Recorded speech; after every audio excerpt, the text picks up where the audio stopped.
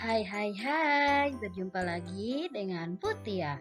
Hari ini kita akan belajar tema 1, subtema 1, pembelajaran kelima. Sebelum pembelajaran dimulai, Ananda semuanya bersiap untuk berdoa ya, agar belajar kita lebih mudah dipahami.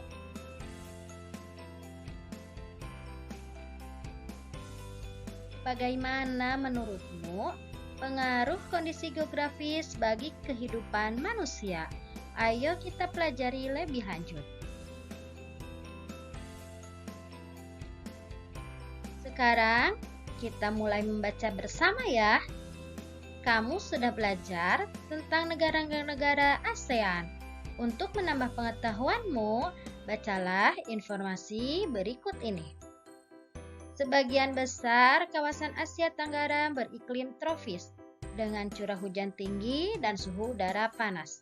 Hutan tropisnya kaya akan flora dan fauna.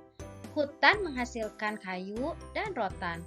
Hanya Myanmar bagian utara yang beriklim subtropis. Hampir semua negara di kawasan Asia Tenggara memiliki wilayah laut. Laut banyak memberikan manfaat terkait sumber daya alam, yaitu ikan dan hasil laut lainnya, jalur transportasi air, objek wisata, dan bahan tambang seperti minyak dan gas bumi. Di pembelajaran 1, kamu sudah memilih 2 negara ASEAN dan membandingkannya. Setelah kamu membaca informasi di atas, lengkapilah diagram Venn-mu. Nah, kita akan membuat diagram Venn perbedaan negara Indonesia dan negara Malaysia.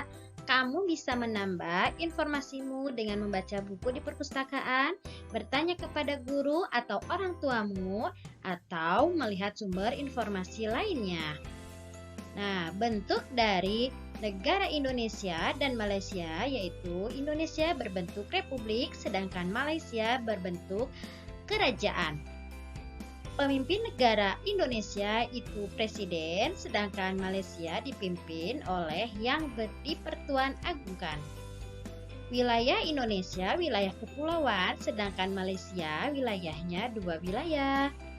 Bunga yang terkenal di Indonesia yaitu melati putih, sedangkan di Malaysia bunga yang terkenal yaitu bunga raya. Indonesia terletak pada 6 derajat lintang utara sampai 11 derajat lintang selatan dan 95 derajat bujur timur sampai 141 derajat bujur timur. Sedangkan Malaysia terletak pada 1 derajat lintang utara sampai 117 derajat lintang selatan dan 100 derajat bujur timur sampai 119 derajat bujur timur. Nah, itulah perbedaan dari negara Indonesia dan Malaysia. Namun, ada persamaannya anak-anak. Kita tuliskan di tengah-tengah diagram Venn ini ya. Nah, persamaan dari Indonesia dan Malaysia itu, Indonesia dan Malaysia sama-sama beriklim tropis. Masyarakatnya sama-sama dari Melayu. Negara Indonesia dan Malaysia sama-sama termasuk negara berkembang. Penduduk negara Indonesia dan Malaysia mayoritasnya agama Islam. Lalu, negara Indonesia dan Malaysia sama-sama negara ASEAN. Nah, itulah tadi perbedaan dan persamaan negara Indonesia dan Malaysia. Ayo kita berlatih. Bawang merah dan jahe banyak dimanfaatkan oleh penduduk Indonesia dalam kehidupan sehari-hari. Kedua tanaman tersebut memiliki manfaat selain sebagai bumbu, juga dijadikan sebagai obat. Berikut adalah data pembeli kedua tanaman tersebut di sebuah pasar.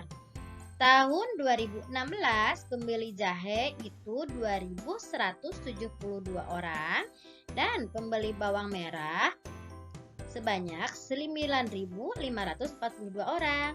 Pada tahun 2017, pembeli jahe meningkat menjadi 2.541, sedangkan pembeli bawang merah menjadi 11.946 orang. Nah, ini data tanaman jahe dan bawang merah dari tahun 2016 sampai 2017. Kita selesaikan soal-soal berikut ini. Soal yang pertama, berapa jumlah keseluruhan pembeli di tahun 2016? Soal yang kedua, berapa lebihnya jumlah keseluruhan pembeli di tahun 2017 dari jumlah keseluruhan pembeli di tahun 2016? Soal yang ketiga, sekitar berapa kalinya jumlah pembeli jahe dari jumlah pembeli bawang merah di tahun 2017? Penyelesaiannya sebagai berikut. Soal nomor pertama yaitu 2172 ditambah 9542, hasilnya yaitu 11.714 orang.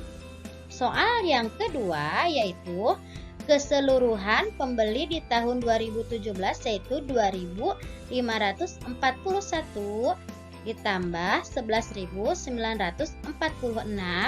hasilnya 14.487. Selisih keseluruhan pembeli di tahun 2017 dan 2016 adalah 14.487 dikurangi 11.714, hasilnya 2.773. Soal nomor 3 yaitu 11.946 dibagi 2.541, hasilnya 4,7. Jadi di tahun 2017 jumlah pembeli jahe sekitar 4,7 kali dari jumlah pembeli bawang merah. Nah, kita lanjut ke soal latihan.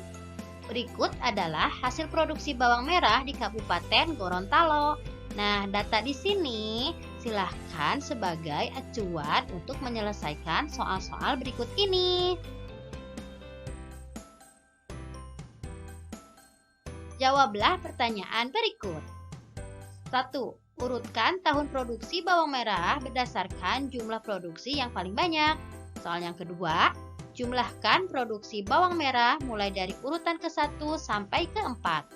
Soal yang ketiga, berapa selisih jumlah produksi bawang merah dari tahun 2010 dari produksi di tahun 2007?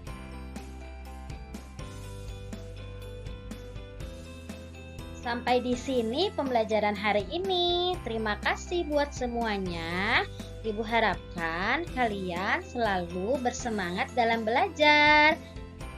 Sampai berjumpa lagi di pembelajaran selanjutnya. Wassalamualaikum warahmatullahi wabarakatuh. Bye.